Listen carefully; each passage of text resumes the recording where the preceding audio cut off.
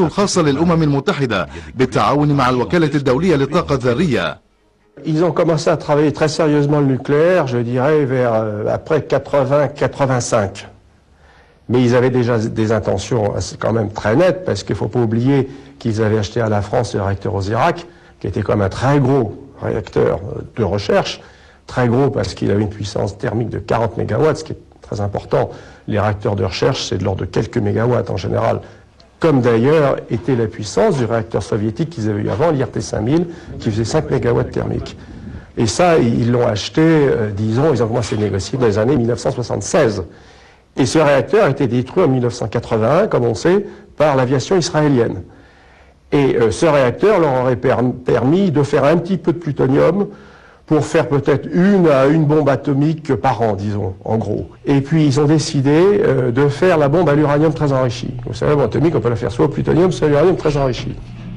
في سبيل الحصول على المادة القابلة للانشطار استعمل العراقيون آلة ضخمة قديمة الطراز صممها الأمريكيون عام 1944 إنها الكالوتورون. Moi j'ai compris des discussions que j'ai pu avoir avec les différents scientifiques concernés que c'était vraiment le bébé de Saddam Hussein.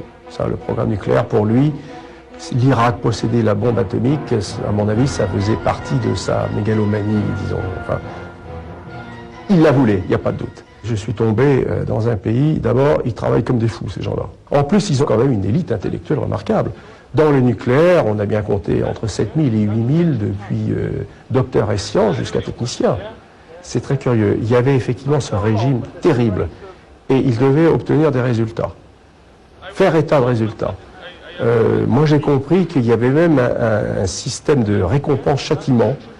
Alors, je ne suis pas vraiment absolument certain, mais on m'a affirmé de bonnes sources qu'il y avait même des châtiments corporels.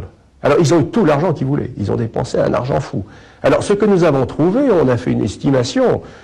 On peut dire, vous savez, les estimations, ça peut toujours discuter, disons entre 12 et 15 milliards de dollars investis dans le programme nucléaire hors génie civil. Mais il m'est arrivé de voir des installations qui avaient participé ou qui participaient toujours au programme balistique. Nous avons trouvé des documents et nous avons eu la preuve qu'il y a eu des débuts de travaux pour justement comment fixer cette bombe atomique. Il ne faut quand même pas oublier que jusqu'en 95, officiellement, c'est une bombe atomique de plus d'une tonne. Et il y a eu des groupes irakiens communs balistiques nucléaires pour cela. في موقع طويطة عثر الخبراء على مواد إشعاعية عائدة من دون شك إلى المفاعل السوفيتي تموز الخاص بأعمال البحث. هذا اليورانيوم الذي عمد العراقيون إلى إخفائه يتيح لهم صنع قنبلة تحاكي من حيث قوتها الانفجارية قنبلة هيروشيما. Ils l'auraient maintenant. Ça, c'est certain que maintenant, ils l'auraient eu. Et à mon avis, 95, pas avant 95-96. Mais ils l'auraient eu, oui, oui. Je considère que l'embargo était une véritable passoire. Car à partir du moment où vous avez un régime qui veut s'équiper en armes de destruction massive, il va tout chercher, et qui a les financements, il va tout faire pour contourner, que ce soit un embargo ou les mesures, il va tout maquiller. Les freins qui ont été mis à l'action de l'AIEA l'ont été par les pays occidentaux, par les pays industriels, qui ont dit simplement, il ne faut pas venir embêter nos industriels, il faut que les entreprises françaises, allemandes, américaines surtout, ou anglaises, n'aient pas sur le dos des gens qui vont leur rajouter des coûts supplémentaires, l'obligation de faire de montrer ce qu'ils sont en train de faire, etc. C'est quelque chose qui n'était peut-être pas forcément bien pris en compte au niveau politique il y a une vingtaine d'années. La prolifération des armes de destruction massive commence à avoir une certaine notoriété pour que, actuellement, on cherche à renforcer de plus en plus tous ces outils législatifs et ces outils de contrôle. تغيرت الدول المصدرة للصواريخ البالستية أو لتقنياتها، فبعد أن كانت دول كالاتحاد السوفيتي والولايات المتحدة وفرنسا تحتل الصدارة، أخذت الصين وكوريا الشمالية حاليا مكانها. Je crois qu'il faut bien voir qu'aujourd'hui, 187 États sont signataires du traité de non-prolifération. Sur les 187, 5 sont autorisés par le traité à conserver leurs armes. Ce sont ceux qui ont fait exploser un engin avant le 1er janvier 1967, les États-Unis, la Grande-Bretagne, l'URSS, la France et la Chine. C'est tout. À côté de ça, il y a 3 États qui n'ont pas signé le traité, c'est l'Inde, Israël. le Pakistan, qui ont des armes, sans qu'on puisse leur reprocher aucune violation de quelque obligation internationale que ce soit, puisqu'ils n'en ont jamais pris.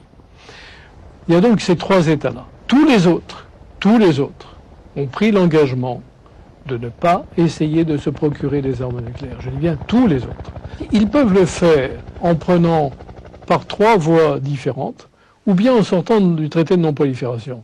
C'est ce que vient de faire la Corée du Nord, mais avec une situation qui n'est pas très confortable, ou bien en essayant d'avoir une activité clandestine, c'est le cas de l'Irak, et on a vu que ça n'a pas très bien marché, ou bien de détourner de leur activité, plutôt de leur usage normal civil, des matières fissiles, de l'uranium très enrichi en particulier.